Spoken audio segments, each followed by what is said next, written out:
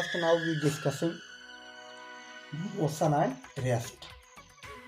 Motion means होता है गति और रेस्ट मीन्स होता है स्थिर। अब यहाँ ध्यान दीजिएगा, गति का परिभाषा वैसे आप जानते हो, समय के साथ किसमें परिवर्तन, वस्तु के स्थिति में परिवर्तन,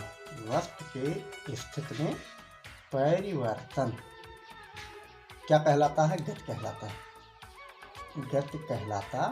है। अच्छा, इतनी बात तो समझ में आ गया। समय के साथ वस्तु के स्थिति में परिवर्तन को हम आप क्या कहते हैं, गति कहते हैं। परंतु समय के साथ या सापेक्ष भी बोल सकते हो, समय के सापेक्ष वस्तु के स्थिति में यदि परिवर्तन ना हो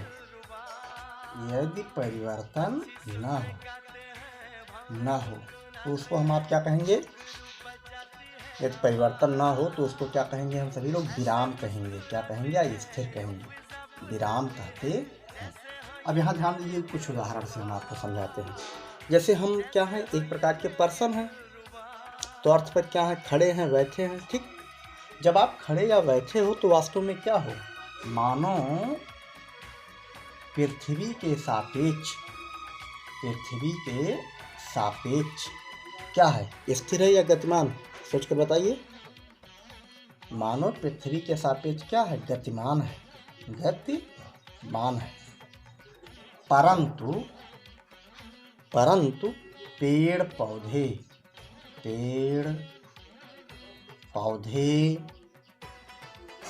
के सापेक्ष क्या है, स्थिर है। ध्यान रखना, स्थिर है। इसका मतलब आपको फ्रेम ऑफ रेफरेंस देखना पड़ेगा। किसी भी वस्तु के मोशन या रेस्ट को डिफाइन करने के लिए आपको फ्रेम ऑफ रेफरेंस देखना पड़ेगा। आपके सराउंडिंग जो वस्तु है उसकी क्या स्थिति है। जैसे नाव पर अगर आप बैठे हो तो इसका मतलब ये होता है आप नाव के सापेक्ष गतिशील हो, परंतु नाव पर आप बैठे हो, इसलिए आप क्या हो, स्थिर हो। तो आइए इन इंग्लिश इस बात को हम समझते हैं क्या होता है।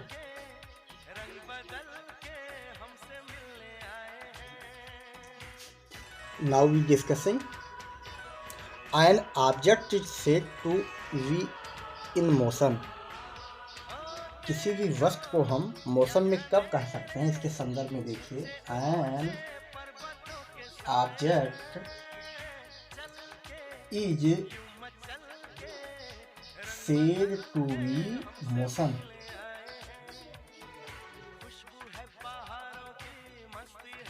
If its position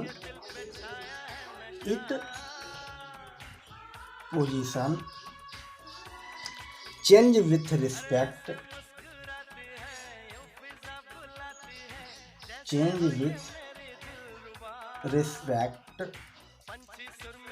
to its surrounding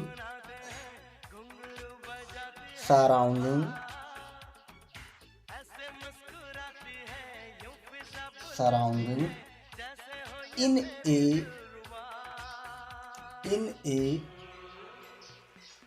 given time। ध्यान दीजिए, अभी हमने हिंदी में जिस चीज़ को डिस्क्राइब किया था वही चीज़ है यहाँ पर बताया जा रहा है कि किसी भी ऑब्जेक्ट को मोशन हम तभी कह सकते हैं, कब कह सकते हैं, जब उसका पोजीशन उसके सराउंडिंग रिस्पेक्ट उसके चारों ओर वस्तु के सापेक्ष जो है समय के साथ क्या होनी चाहिए, परिवर्तित होनी चाहिए, जो उसको हम क्या कह सकते हैं, मोशन कह सकते हैं। On the other hand, if the position of the object does not change, ये देखिए इसको मोशन कहेंगे, लेकिन दूसरे हैंड में आप कह सकते हो if the position is not change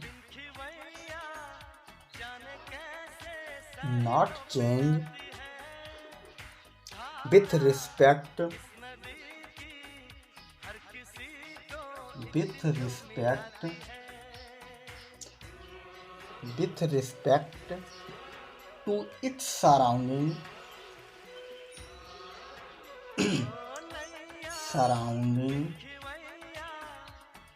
in a given time known rest, इसको क्या कहेंगे हम, आप रेस्ट कहेंगे, और इसको क्या कहेंगे, नॉन क्या कहेंगे, मोशन कहेंगे। ठीक, बात को समझ में आ गया होगा। आइए देखते हैं कुछ एग्जाम्पल की सहायता से क्या होता है, कैसे इस चीज़ को हम डिस्क्राइब करें कि वस्तु आपका मोशन में है कि नहीं है। इसके लिए फ्रेम ऑफ रेफरेंस आपको देखना पड़ेगा। For example, if we discussing if a person sitting in a boat, कोई व्यक्ति कहाँ बैठा हुआ है, किसी बोट पर क्या हुआ है, बैठा हुआ है। ठीक, तो यहाँ पर ध्यान दीजिए, बोट के रिस्पेक्ट जो पर्सन होगा वो क्या होगा, रेस्ट होगा, बट रिवर के रिस्पेक्ट में जो पर्सन होगा वो क्या होगा, मोशन में होगा। तो फॉर एग्जाम्पल विचार करते हैं, if a person sitting in boat, sitting in a boat, किस पर बैठा है, एक वो नाव पर बैठा है, is cross the river, cross the river,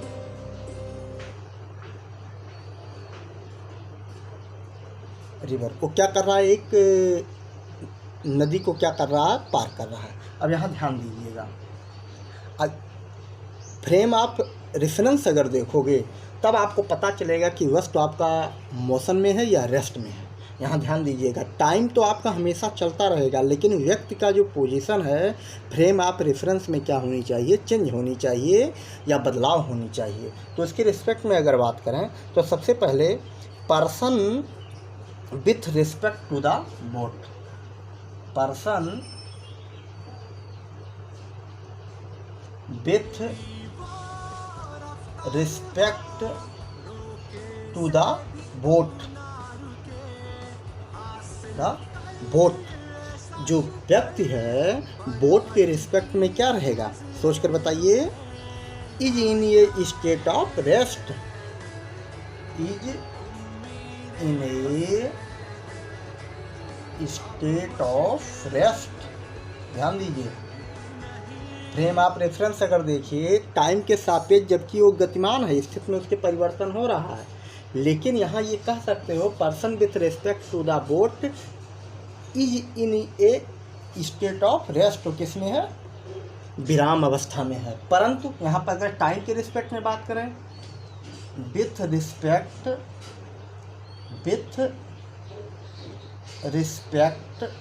of time, consider अगर हम करते हैं with respect of time, so person is motion, व्यक्ति किसमें हो जाएगा, गति में हो जाएगा। बट यहाँ तीसरी कंडीशन बनता है, रिवर के रिस्पेक्ट में अगर हम बात करें, person with respect, if person with respect to the river, अगर हम रिवर के रिस्पेक्ट में बात करें, is in a state of motion, इस प्रकार से आप मोशन के जो तथ्य हैं उसको आप समझ गए होंगे। With respect of time, with respect of surrounding things, आपको क्या करना होगा, वस्तु को के बारे में सोचना होगा, तभी आप कह पाओगे कि वस्तु आपका मोशन में है, अदरवाइज रेस्ट में है। आइए अगले टॉपिक पर बढ़ते हैं, डिस्प्लेसमेंट और डिस्टेंस पर बात करते हैं। अगले टॉपिक पर अगर बात करें आप, तो आपका टॉपिक है डिस्टेंस एंड डिस्प्लेसमेंट। डिस्टेंस को कहा जाता है दूरी और डिस्प्लेसमेंट को कहा जाता है विस्थापन। विस्थापन। ध्यान दीजिए दूरी क्या होता है। जैसे आप विद्यालय पढ़ने आते हो ना, ठीक, जब आप विद्यालय पहुँचते हो, अगर कोई सर पूछे ये बताइए आपका घर कितना दूर है, तो आप क्या कहते हो? 4 किलोमीटर, 3 किलोमीटर, 5 किलोमीटर। इसका मतलब क्या हुआ? व्यक्ति द्वारा या गतिशील वस्तु द्वारा, गतिशील वस्तु द्वारा तय किया गया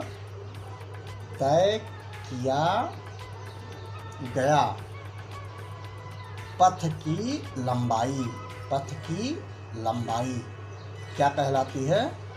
गतिशील वस्तु द्वारा तय किया गया पथ की लंबाई क्या कहलाती है? दूरी कहलाती है। क्या कहलाती है? दूरी कहलाती है। ठीक है, क्या कहलाती है? दूरी कहलाती है। परंतु यहाँ डिस्प्लेसमेंट क्या होगा? ध्यान दीजिए, डिस्प्लेसमेंट जो है किन्हीं दो निश्चित बिंदुओं के बीच की न्यूनतम दूरी को कहते हैं। यहाँ पर ध्यान दीजिएगा, डिस्प्लेसमेंट और डिस्टेंस आपके समझ में कब आएगा? जब अभी उदाहरण से हम बात को समझाएंगे, ज़्यादा समझ में आएगा।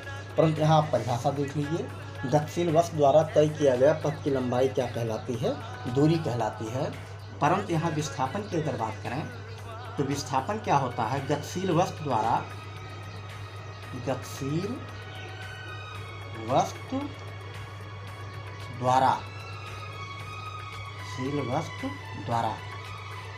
दो निश्चित बिंदु के बीच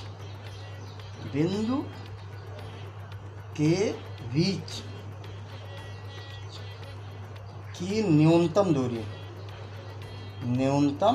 दूरी को क्या कहा जाता है? दूरी को क्या कहा जाता है? विस्थापन कहा जाता है। विस्थापन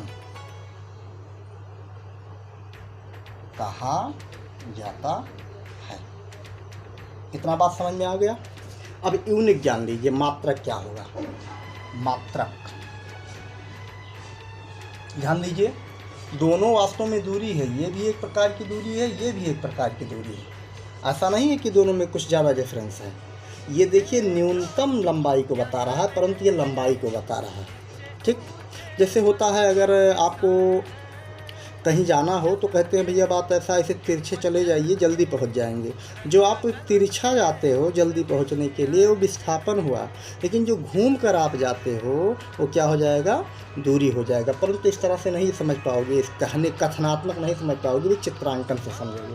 तो मात्रक पहले जान लीजिए। यूनिट, मात्रक का मतलब जिसमें हम नापते हैं। तो दूरी को हम किस में नापते हैं? मीटर में। किस में नापते हैं? मीटर में। दोनों का मात्रक क्या होगा? मीटर होगा। अब आइए हम उदाहरण के माध्यम से आपको समझाते हैं कि क्या होता है आपका डिस्प्लेसमेंट और क्या होता है डिस्टेंस। आइए एक उदाहरण, बेसिक डिफरेंस को हम समझते हैं दूरी व विस्थापन में। अगर एक एग्जाम्पल दें, एक पथ हम बना रहे हैं। पथ मीन्स होता है रास्ता। ये देखिए एक आयत हमने बना रखा है, आयत, जिसका नामकरण कर देते हैं ABCD। विचार करते हैं, कोई व्यक्ति इसकी लंबाई को 10 मीटर मान लेते हैं, चौड़ाई को मान लेते हैं 5 मीटर। ठीक, ये भी 5 मीटर हो जाएगा, ये भी हो जाएगा 10 मीटर। कोई व्यक्ति क्या करता है? A से B, B से C, C से D और उसके बाद A पर पहुंच जाता है। तो सबसे पहले विचार करते हैं, कोई व्यक्ति A से चलना प्रारंभ किया, A से चलते वो C पर पहुंचा। कहाँ पहुंचा? C पर आपका हो गया रेस्ट अवस्था में आ गया। रेस्ट मीन्स विराम में आ गया। ठीक, कोई व्यक्ति कहाँ से चला? A से B चला। तो बताइए दूरी कितनी होगी? दूरी आपका हो जाएगा पथ की लंबाई, इसका मतलब AB प्लस BC जितना चलेगा वही हो जाएगा दूरी। तो यहाँ AB कितना चला आपका? 10 मीटर और BC कितना चला? 5 मीटर। तो आपका रिजल्ट दे दिया 15 मीटर। ठीक, परंतु अगर आपको पूछें ये बताइए विस्थापन कितना हुआ? विस्थापन तो ध्यान दीजिए, दो बिंदु आपको फिक्स करना होगा। एक आपका प्रारंभिक बिंदु और एक आपका अंतिम बिंदु। प्रारंभिक बिंदु क्या है आपका? प्रारंभिक बिंदु ए है और अंतिम बिंदु क्या है सी। इसका मतलब यहाँ पर आपको विस्थापन निकालना और ए और सी के बीच में, तो ए से सी को सीधी मिलाने वाली जो रेखा होगी, ए से वी को सीधी कौन सी रेखा मिलाएगी, ये रेखा मिलाएगी। ध्यान दीजिए, इसी को कह रहे थे तिरछे चले जाइए जल्दी आप पहुँचेंगे। ए से सी यही न्यूनतम दूरी है, ये न्यूनतम दूरी बता रहा है। इसी दूरी को हम आप क्या कहेंगे, दूरी अगर आपको निकालनी हो तो कैसे निकालेंगे, आपको एक समकोण त्रिभुज बनता दिख रहा होगा, ठीक। इसका मतलब कर्ण बन गया, तो कर्ण के लिए अगर निकालोगे तो अंडर रूट हो जाएगा आपका 10 स्क्वायर प्लस 5 स्क्वायर। ध्यान आया। इसको आप आधार एक बोलोगे लंब, तो लंब पर का वर्ग धन आधार पर का वर्ग का वर्गमूल जो होता है कर्ण के बराबर होता है। तो ये हो जाएगा आपका under root 100 plus 25 means under root हो जाएगा 125, ठीक। इस प्रकार से इतना मीटर हो जाएगा। अगर इसको और सिंप्लीफाई करें तो 125 का वर्गमूल कितना होगा, तो हो जाएगा 25 × 5 हो जाएगा। 25 का वर्गमूल कितना होगा 5 × 5 मीटर।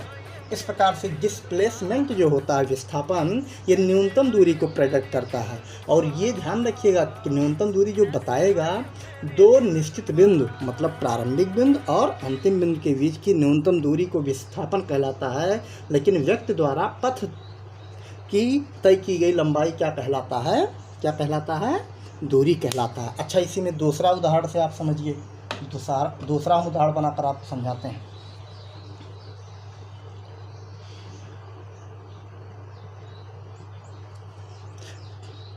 चलिए, जैसे आपको दिखाई पड़ रहा है एक आयत है, कोई व्यक्ति ए से बी से घूमता हुआ ऐसे चलना प्रारंभ किया, चलते बी पर आया और बी से घूम कर यहाँ आया डी पर आया। तो आप बताइए डी पर जब पहुँचेगा तो दूरी कितनी होगी, दूरी क्या होगा, जब डी पर पहुँचेगा दूरी कितनी होगी, 10 इधर से 5 इधर से 10 इधर से, कितना हो गया 10 × 5 = 15, 10 25 मीटर हो जाएगा दूरी। लेकिन विस्थापन कितना होगा, विस्थापन कोई बतावे सोचकर, विस्थापन प्रारंभिक बिंदु क्या है ए, अब कहाँ रेस्ट अवस्था में है डी पर, तो ए से डी की बीच की न्यूनतम दूरी कितनी है 5। देखिए सीधी रेखा मिलान किया गया, वैसे ही दिखाई पड़ा, चौड़ाई 5 मीटर हो जाएगा, ठीक। बात समझ में आ गया। लेकिन अगर इसी चीज़ को हम ऐसे घुमा कर दें, चलते पुनः ए पर आ गया, पुनः कहाँ आ गया ए पर, अगर वो पुनः ए पर आ जाए तो इस स्थिति पर दूरी क्या होगा, सोचकर बताइए। ए पर पुनः पहुँच रहा तब दूरी क्या होगा, दूरी हो जाएगा पथ की लंबाई, जितना दूरी चला है। जैसे आपका बाइक का जो रीडिंग होता है हमेशा दूरी बताता है, कभी डिस्प्लेसमेंट नहीं बताता, जितना चलता है उतना माप लेता है। तो यहाँ देखिए, यहाँ से इतना 10, फिर इधर गए 5, फिर इधर गए 10, फिर इधर गए 5, इसका मतलब 10 × 5 = 15, 10 25 × 5 = 30 मीटर हो जाएगा दूरी ए बिंदु के पर, वापसी जहाँ था वहीं पहुँच गया। लेकिन अगर विस्थापन बात किया जाता, विस्थापन बात करिए तब क्या होगा, जहाँ था वहीं पहुँच गया, तो विस्थापन क्या हो जाएगा 0 हो जाएगा, कोई परिवर्तन ही नहीं है, जहाँ था वहीं पहुँच नहीं गया। बात समझ में आ गया ना। हाँ, इस प्रकार से आप दूरी एवं विस्थापन में बेसिक डिफरेंस को आप समझ गए। आइए इन दोनों में डिफरेंस देखते हैं, दूरी व विस्थापन में क्या देखते हैं अंतर, दूरी व विस्थापन में अंतर। दूरी आपका अदिश राशि, कौन सी राशि है, अदिश राशि है, कौन सी राशि है, अदिश राशि। परंतु विस्थापन आपका कौन सा राशि है, सदिश राशि। कौन सी राशि है, सदिश राशि। अदिश सदिश में इसको बेसिक डिफरेंस हम आपको बताते हैं। जैसे अर्चना से पूछा जाए कि आपका विद्यालय कहाँ है, तो आप क्या बताओगे, कहोगे हमारा विद्यालय 4 किलोमीटर दूर है। केवल आपने बताया है 4 किलोमीटर दूर है, ये नहीं आपने बताया है कि आपका विद्यालय किस दिशा में है। जब आप दिशा का बोध करा दोगे, जैसे ऐसा कहते आप अर्चना कि हमारा विद्यालय हमारे घर से उत्तर दिशा में 4 किलोमीटर की दूरी पर स्थित है, तो इसका मतलब आप विस्थापन की बात कर रहे हो, क्योंकि डायरेक्शन भी आप बता रहे हो। परंतु यदि आप केवल ये बताते हो हमारा विद्यालय 4 किलोमीटर दूर है, तो केवल किसका बोध करा रहे हो, केवल आप मैग्नीट्यूड का बोध करा रहे हो, मतलब परिमाण की आप दिशा का बोध नहीं करा रहे हो। इसका मतलब दूरी आपका अदिश राशि है, परंतु विस्थापन आपका सदिश राशि है। अच्छा, ये जो दूरी होता है क्या होता है, पथ की लंबाई होती है, लंबाई होती है। परंतु विस्थापन क्या होता है? निश्चित दो बिंदुओं के बीच की, निश्चित दो बिंदु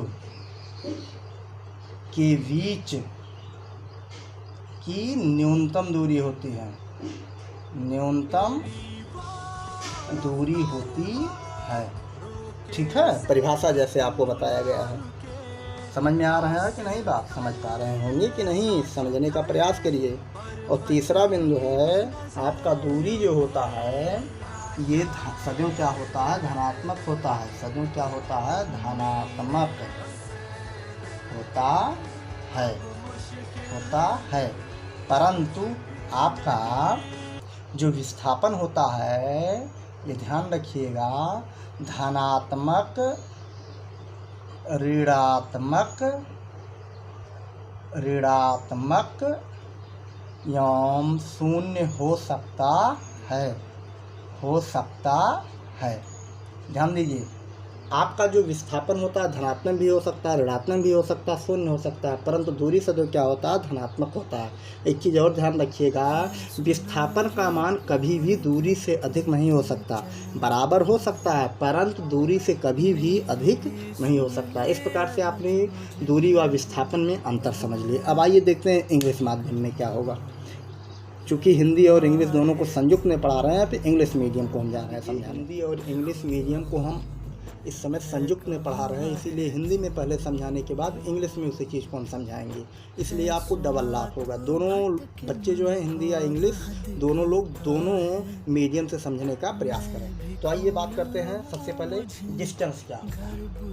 distance,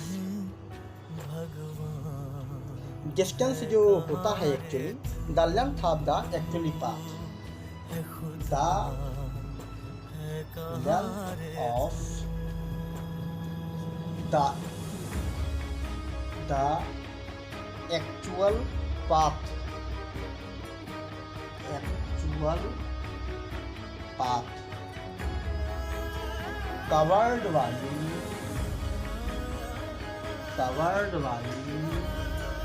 body, covered by body in a time interval, in a time interval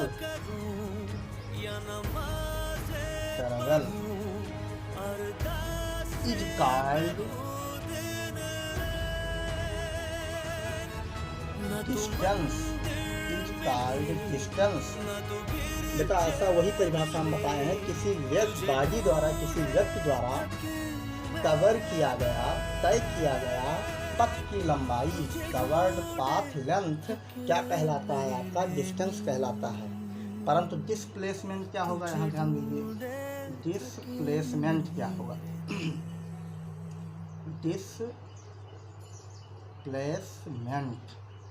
displacement की अगर बात करें तो डिस्प्लेसमेंट जो होता है आपका, आपको ज्ञात होना चाहिए कि डिस्प्लेसमेंट जो होता है ये होता है difference between the final and the inertial position of an object is called displacement, while the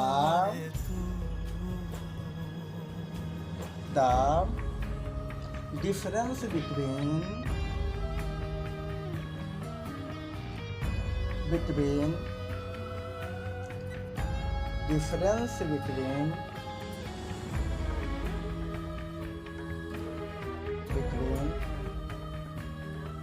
the final and initial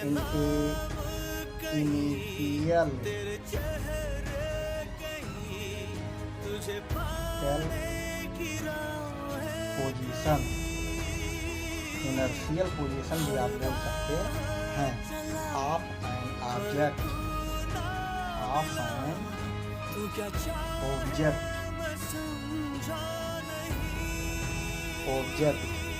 is called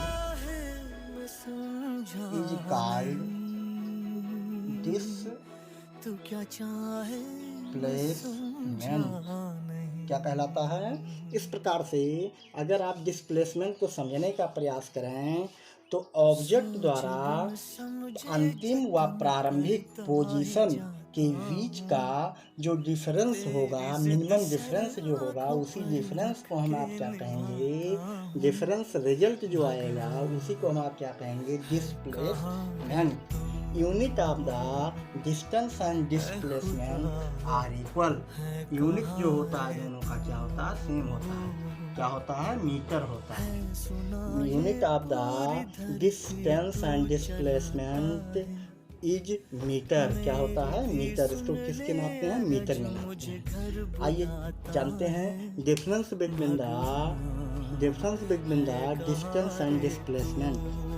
scalar, ध्यान दीजिए, डिस्टेंस जो है आपका क्या है, स्केलर क्वांटिटी है, परंतु ये क्या है आपका वेक्टर क्वांटिटी। वेक्टर क्वांटिटी, ध्यान दीजिए, हिंदी में हम एग्जाम्पल से समझाए थे डिस्टेंस और डिस्प्लेसमेंट को रेक्टेंगल पर, वहीं से आप बात को समझने का प्रयास कीजिएगा।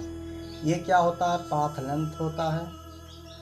पाथ लेंथ, ये क्या होता है, पाथ लेंथ होता है, परंतु ये क्या होता है आपका मिनिमम या ऐसे कहिए difference length. Difference length between two point. और ये दो पॉइंट जो डिफाइन होते हैं, ये कौन से होते हैं आपका, प्रारंभिक और अंतिम, final points and inertial points के बीच जो डिफरेंस लेंथ होगा उसी को क्या कहेंगे, डिस्प्लेसमेंट। ये ध्यान दीजिए, आपका डिस्टेंस जो होता है आपका ऑलवेज पॉजिटिव, ऑलवेज क्या होता है, पॉजिटिव होता है, परंतु ये आपका क्या होता है, नेगेटिव। पॉजिटिव